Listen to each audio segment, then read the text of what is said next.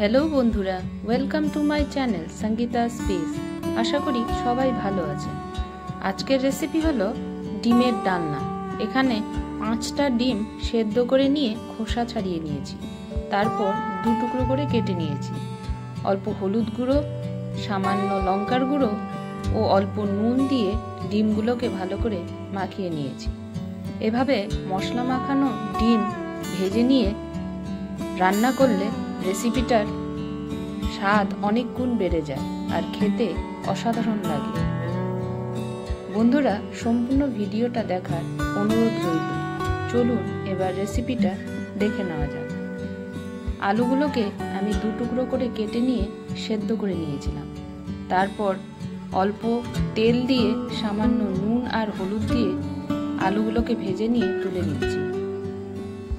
এবার মশলা মাখানো ডিমগুলো তেলের মধ্যে ভাজার জন্য দিয়ে দিচ্ছি। লো ফ্লেমে ডিমগুলোকে লাল লাল করে ভেজে নিয়ে তুলে নিয়েছি। বন্ধুরা, আমাকে সাপোর্ট করার জন্য আমার চ্যানেলটাকে সাবস্ক্রাইব করে পাশে থাকা বেল বাটনটা ক্লিক করে দেবেন, যাতে সবার আগে নোটিফিকেশনটা পেয়ে যান। কড়াইতে অল্প পরিমাণ তেল দিয়ে দিয়েছি। ফোড়নে দিয়ে দিলাম সামান্য গোটা জিরে, একটা বড় সাইজের গ্রেট করা পেঁয়াজ দিয়ে দিলাম। পেঁয়াজটাকে 30 সেকেন্ড মতো নেড়েচেড়ে ভেজে নিয়েছি।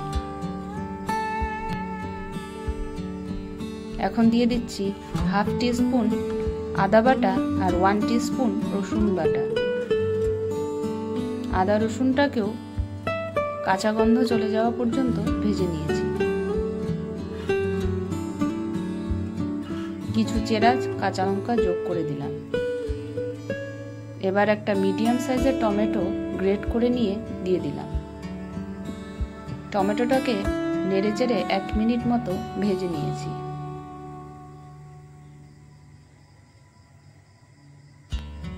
রোজকার মশলা দিয়ে দেব সামান্য হলুদ গুঁড়ো, পরিমাণ মতো জিরে ও ধনে গুঁড়ো, ঝালের জন্য লঙ্কার গুঁড়ো।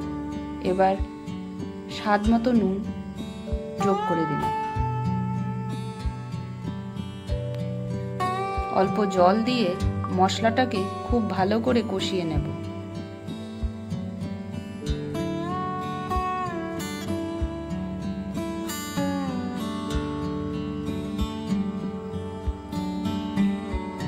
যোগ করে দিলাম ভেজে রাখা আলুগুলো।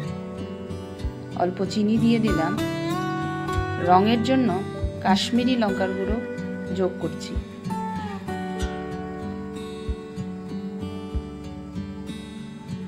সবকিছু আরো 1 মিনিট মতো ভেজে নিয়েছি।